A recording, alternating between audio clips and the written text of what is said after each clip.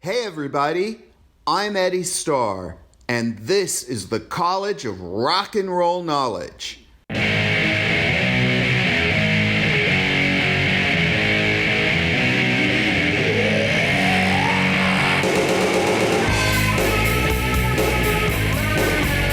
Class is now in session.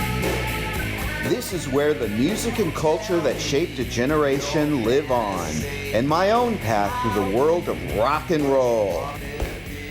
Today we're going back to the early 80s to talk about who was wearing what in junior high school and high school. In Southern California, there were about 5 or 6 different looks, which meant that you were into some type of specific music. For instance, there was a stoner look, jeans, a Led Zeppelin or Ozzy t-shirt, and then a flannel shirt over that was sort of like the stoner look. And I think it sort of was like the precursor to the grunge look. Then you had the heavy metal look, which were parachute pants, a Twisted Sister or Quiet Riot t-shirt on, and a bullet belt. And, of course, bondage bracelets and accessories like that. Then, of course, there were the Goths, and the Goths were always the Goths. All in black, sad face, and the whole very bizarre white and dark makeup. And then you had the New Romantics, which were people who sort of dressed in line with the whole new wave, Adamant and Boy George. And it was very important. And there were all these different places in Southern California where you could go to get your clothes. For a long time, I think up until the early 80s, it was Granny's in, I think, Pasadena, which sold a lot of the punk stuff. During the mid-80s, we used to go to Aardvark's on Melrose, before Melrose became Melrose. It was just a very dirty and disgusting street, but Aardvark's was there. And it was sort of, I guess, like a thrift secondhand store. They had cool things, and you could go in there and create your own look, which really goes back to the whole punk thing and what Vivienne Westwood and Malcolm McLaren were doing on Kings Road when they had the sex store, and everyone buying their clothes, everybody in bands. That started that model. I've seen a lot of articles where they talk about the New York punk scene, and I really think that the whole fashion and music was really the UK punk movement, because outside of that, it was basically Levi's jeans, a shirt, maybe some type of bullet belt or studded type belt, and a black leather jacket, maybe a chain or two around your neck. And that look really goes back to the 60s, I would say, or maybe even the 50s. With, James Dean, it was sort of like a modified version of that. And actually, that was my look for a long time. I wanted a black leather jacket, so I saved up my money and went over to Wilson's in the mall, Wilson's Suede and Leather, and bought a classic leather jacket. And that's what I became known for at school. One of my friends later told me that everybody knew that I had a real leather jacket because everywhere I went, they smelt leather. So I thought that was cool. Helped my image. There was also the shoe craze, which was tied into music and is still tied in a lot of these different brands, I guess you could say, like Vans. Vans, in grade school, people were into Vans. And when the white slip-ons came out, I remember wearing them to school, and you had to be very careful because if people saw you had new white Vans on, they would come up to you and step on your foot and say, "Oh, Vans initiation." So that was one of the things that you were trying to avoid, from getting your foot stepped on all day, because you had new Vans. Also the creepers. That's something else we used to go up to Melrose to buy. There were a bunch of places that people would go and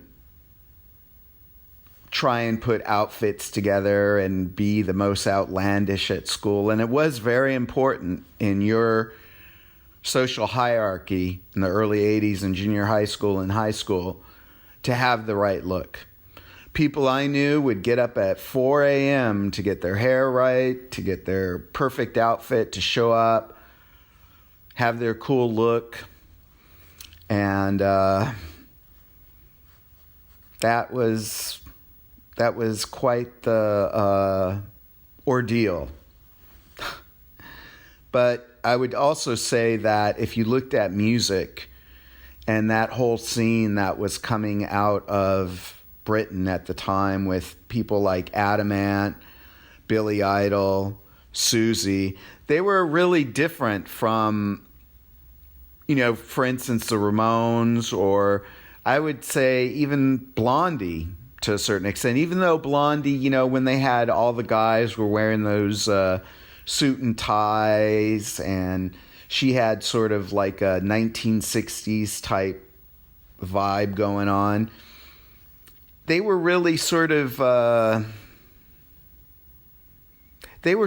classic band in some way.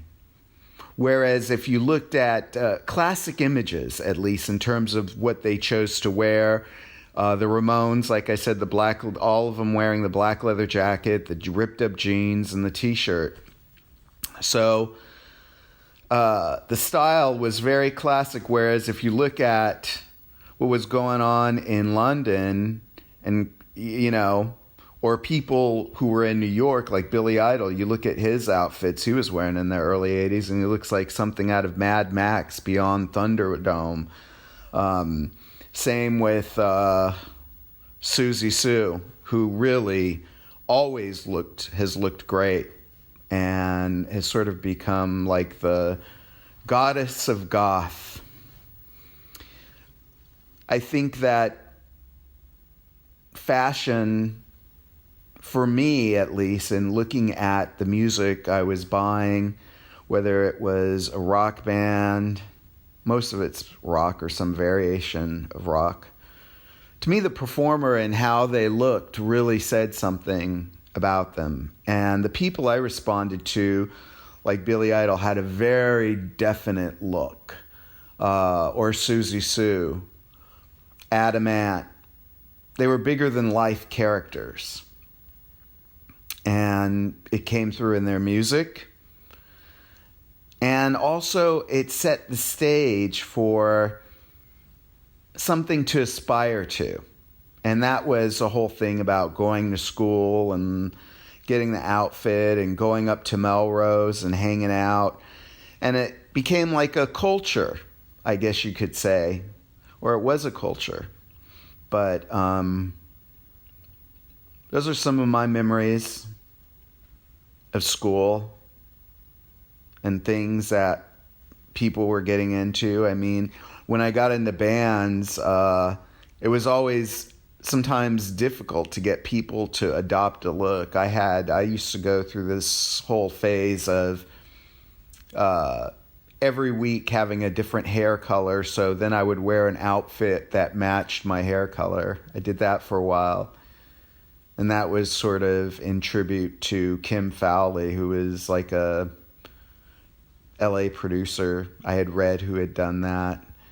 Then there was the leather look, which I adopted in various forms, rubber, and also going to sex shops, which a lot of performers did. I know that Joan Jett made the Pleasure Chest in Los Angeles on Santa Monica Boulevard famous from buying the bondage belt there that she gave to Sid Vicious. So that became sort of a cool place to go to get accessories. And it was the things like that where music stars went to a certain place and bought a certain outfit, then everybody else would inevitably do it. But it was also going to places that were popping up on Melrose in the mid-'80s, like Aardvarks, where you would look through all these clothes and create your own look. One thing I will say about the early 80s and the relationship between fashion and music was the idea of creating a character. And it was not only a performance of music, but it was a performance of an idea. And Adamant, Billy Idol, Susie, I would say also Robert Smith from The Cure, because I knew plenty of people that were into that whole deal. He became like the king of goth, but there were all these characters that gave you an idea of what to aspire to.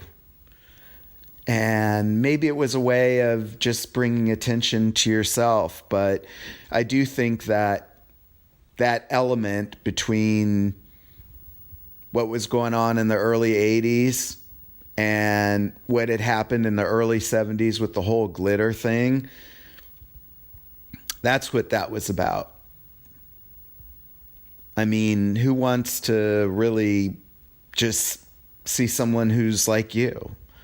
You want to see a superhero. And that's what those artists and bands really represented to me growing up. They were superheroes. And this is going to sound ridiculous, but one of the gauges that I had when I looked at an album cover was whether or not I could picture them having like a bowl of cereal in the morning. And when I looked at most of the people that I was really into musically, I couldn't picture them sitting down and having a bowl of cereal in the morning, having a cup of coffee like a regular person. They were like superstars. And I think in terms of my career through music, whatever look I was going through it was like another expression of the music, and where, not only that, but where I was at as an artist. And I always wanted to make sure that it was something that was provocative, or something that was a connection to my character. And so I guess I'll leave it right there. I hope that makes sense. Sometimes it is hard to really put how can you say it? Put into words what all these things mean. But one thing I think that has happened is that going back and thinking about all these moments and what was going on and who was... You glean new information from it that you didn't have when you were in the moment, or even just a few years after, some of these days came to an end. And now looking back after a substantial amount of time, you can see it different, and you can also see the development. So those are my thoughts for this week about what was going on, who was wearing what, and I hope it makes sense. I'll see you next week. Bye-bye. The darkness will turn to light. I'm your dirty secret tonight. Dream or not, then take a look inside.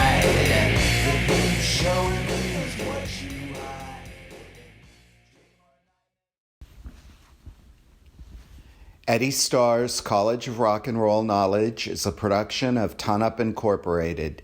Copyright 2020 Ton Up Incorporated.